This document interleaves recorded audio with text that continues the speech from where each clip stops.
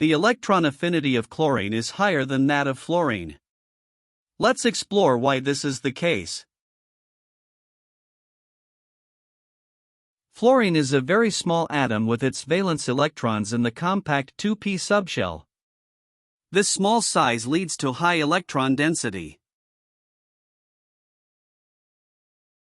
When an additional electron is added to fluorine, it experiences significant repulsion from the existing electrons. This repulsion offsets some of the energy released by nuclear attraction.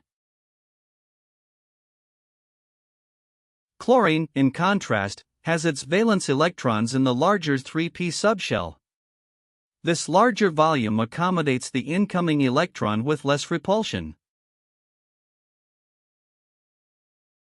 Thus, chlorine releases more energy upon capturing an electron, resulting in a higher electron affinity despite fluorine's higher electronegativity.